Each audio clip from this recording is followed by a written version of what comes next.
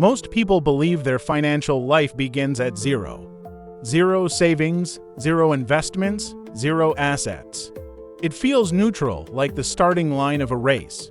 But that assumption hides a quiet truth. For millions of people, the game never actually starts at zero.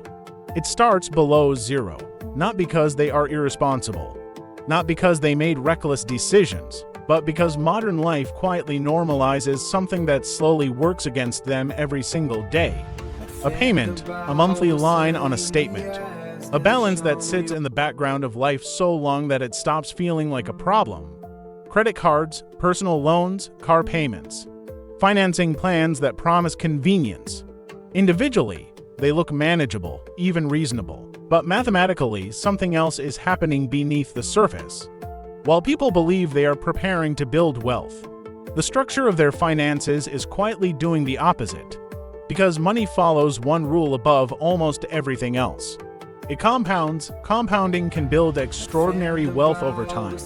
But compounding does not care which direction it moves. If it works for you, it builds freedom. If it works against you, it quietly erodes your future.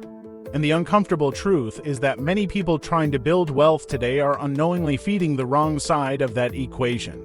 They are trying to grow money while something else is already compounding faster in the opposite direction. Which means before anyone talks about investing, markets, or strategies, there is one invisible trap that has to be understood first. If you enjoy exploring the deeper rules of money that rarely get explained clearly, consider subscribing. Now let us talk about the financial reality most people don't realize they are already inside. There is a strange misconception that shapes how people think about money. The idea that everyone begins from the same starting line. Zero, you get a job, you start earning, and then you begin building wealth from there. But if you look closely at the financial structure of most households, that story doesn't match reality at all because most people do not begin at zero. They begin with liabilities already attached to their lives. Student loans, credit card balances, auto loans. By dash now dash pay dash later plans, individually these obligations seem harmless. Each one feels like a small, manageable monthly payment. And because the payment fits inside the budget, the underlying math rarely gets questioned. But something important is happening beneath the surface. While you are thinking about how to grow money, that debt is already compounding, quietly, relentlessly, every single month. This is what I call the negative compounding trap. Most people understand compounding when it comes to investments. You put money into the market, it earns a return, and those returns begin generating returns of their own. Over decades, the effect becomes enormous. But debt operates under the exact same principle, except the direction is reversed. Instead of building wealth, the compounding process slowly transfers your future income somewhere else. And this is where a dangerous financial illusion begins. People believe they can simply invest their way out of the problem. They look at the stock market returning 8 or 10% per year and assume that investing will eventually cancel out the debt. But mathematically, that logic collapses very quickly. Imagine someone carrying credit card debt at 24% interest. At the same time, they are investing money hoping for a 10% return. On paper, it feels like progress, but the equation is brutally simple. If money is leaving your life at 24% while trying to grow at 10% somewhere else, the system is already working against you. It is like trying to fill a bathtub while the drain is wide open. No matter how much water you pour in, the structure guarantees that most of it disappears. And yet this behavior is extremely common. People open investment apps while still carrying high interest balances. They feel productive, they feel like they are building wealth. But the math tells a very different story. Before wealth can grow, the leaks have to be sealed. Otherwise, compounding never has a chance to work in your favor. But the financial cost of debt is only part of the problem. The psychological cost is often much larger. Debt quietly changes how people behave. When someone owes money every month, they begin to operate from a position of pressure. They hesitate to take risks at work. They delay career changes that might improve their future. They avoid negotiating for higher salaries because losing the job would feel catastrophic. Debt turns financial decisions into survival decisions. And when survival becomes the priority, long-term thinking disappears. This is why the first phase of rebuilding wealth is rarely exciting. There are no market predictions, no complicated investment strategies. Just one clear objective: stop the negative compounding. Because until the direction of compounding changes, every financial plan built on top of it remains unstable. And once that trap is removed, something surprising happens. For the first time, the numbers finally begin moving in your favor. But eliminating debt alone still does not make someone financially secure. In fact, many people clear their debt only to fall back into the same cycle again within a few years. Not because they lack discipline, but because there is another hidden vulnerability in most financial plans. One that appears the moment life becomes unpredictable. And this is where most new investors make their next critical mistake. Once someone removes the negative compounding of high-interest debt, it feels like the hardest part is over. Finally, the numbers are clean, income is coming in. Nothing is actively dragging wealth backward anymore. At this point, most people feel the same urge. Now it's time to invest. Open the brokerage account, buy a few stocks. Maybe put money into the market as quickly as possible so it can finally start growing. But this is exactly where many financial plans quietly collapse. Not because investing is wrong, but because stability has not been built yet. There is a phase between debt and investing that almost no one finds exciting. And because it feels slow, people skip it. The phase is called financial buffering. Or more simply, an emergency fund. At first glance, this seems obvious. Most people have heard the advice to keep some cash aside. But what many people don't understand is why this step matters so much. The problem is not markets, the problem is life. Cars break down. Medical bills appear unexpectedly. Jobs disappear during recessions. And when those events collide with an investment portfolio, something dangerous happens. Imagine two investors starting their journey. Both are disciplined, both invest every month. But only one of them has a financial buffer. Now imagine the market falls 20% during a recession. At the same time, both investors lose their jobs. Investor has no emergency fund. Groceries still need to be bought. Rent still needs to be paid. So they are forced to sell their investments. Right when the market is down, the loss becomes permanent. Investor B faces the same situation, but they have several months of expenses sitting safely in cash. They leave their investments untouched and simply use the buffer to survive the temporary crisis. Months later, when markets recover, their portfolio recovers too. Same discipline, same investments, completely different outcome. The difference was not intelligence, it was stability. This is why cash plays a role that many people misunderstand. You will often hear the phrase cash is trash. The argument is simple. Inflation slowly erodes the value of money sitting in a bank account, and technically, that statement is true. But it ignores the real purpose of cash in the early stages of wealth building. Cash is not meant to grow. Cash is meant to protect. It creates distance between you and forced decisions. Without that distance, even the best investment strategy can fail. Because markets are not just mathematical systems, they are psychological arenas. When portfolios fall during market crashes, emotions begin to take control. People panic. They sell when prices are low. They chase excitement when prices are high. Over time, this behavior destroys more wealth than bad investments ever could. A financial buffer solves this problem before it begins. When you know you can survive several months without touching your investments, something changes internally. Market volatility stops feeling like a personal emergency. It becomes background noise, and that psychological stability allows compounding to do what it was designed to do. Once that buffer exists, the next decision becomes simpler. Where should the actual investing happen? This is where another illusion appears, the illusion of stock picking. It is incredibly tempting to believe that successful investing requires finding the perfect company, the next breakthrough technology, the next market leader.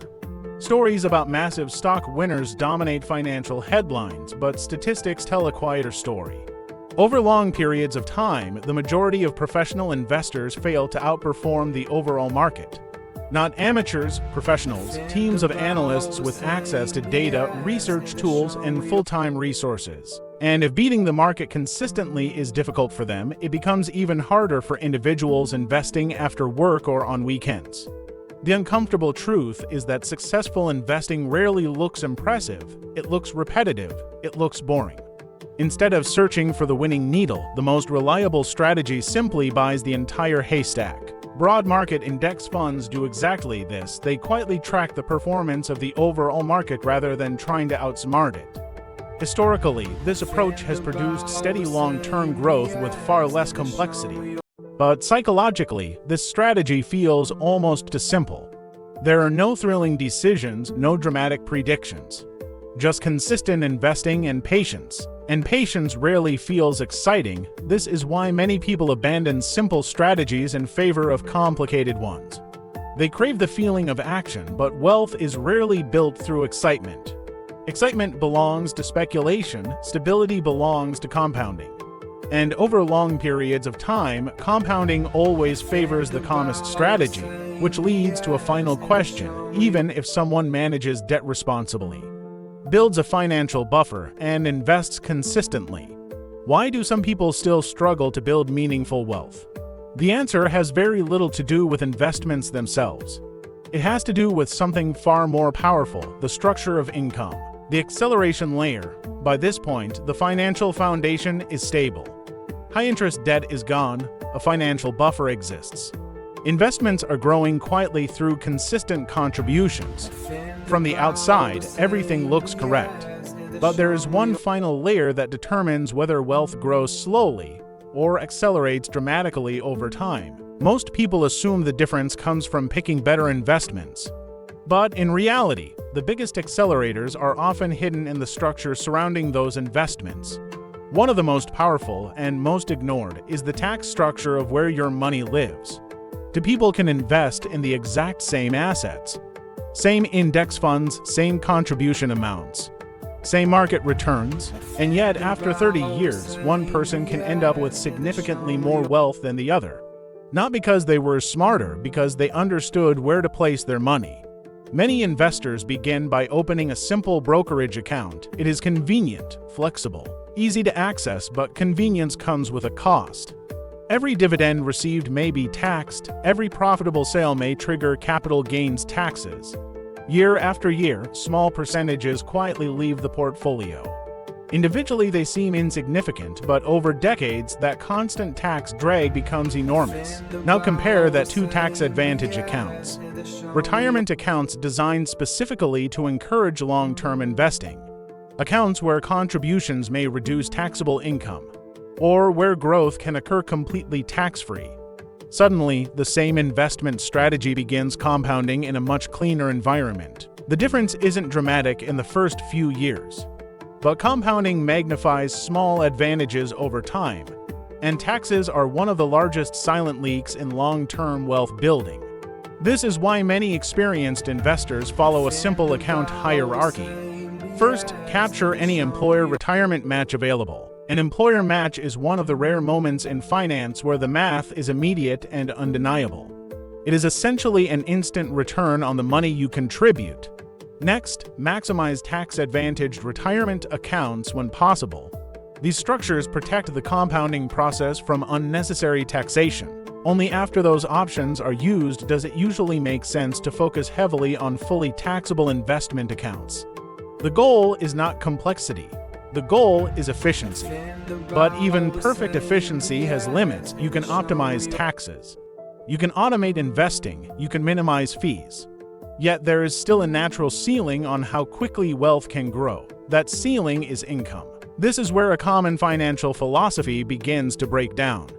For years, people have been told that wealth is built primarily through extreme frugality. Cut every expense, eliminate every small indulgence. Stop buying coffee, stop spending on entertainment. And while discipline with spending certainly matters, there is a hard mathematical reality behind income and savings. There is only so much you can reduce, but there is no theoretical limit to what you can earn. A person saving 20% of a $40,000 income builds wealth at a very different pace than someone saving 20% of a $100,000 income. The savings rate might be identical, but the scale changes everything. This is why the final acceleration layer of wealth building is not about spending less. It is about earning more, and that rarely comes from working more hours. It usually comes from increasing the value of the work itself. Skills create leverage.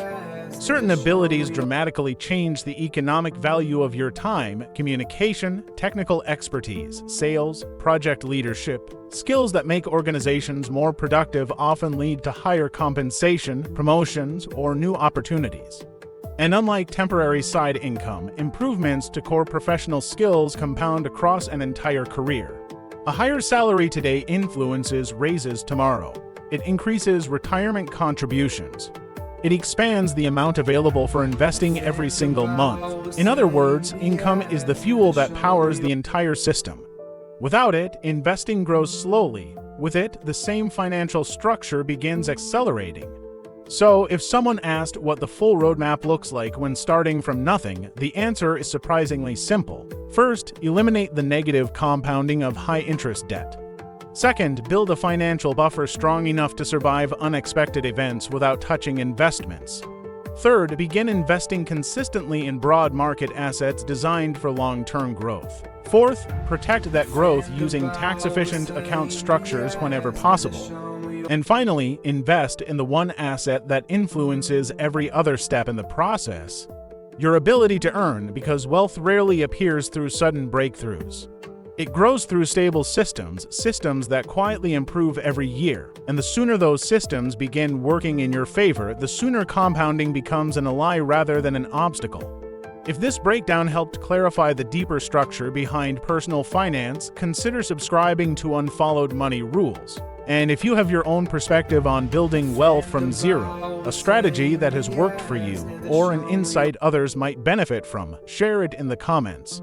Sometimes the most valuable ideas come from the collective experience of people who are actively navigating the same financial journey. Thank you for watching.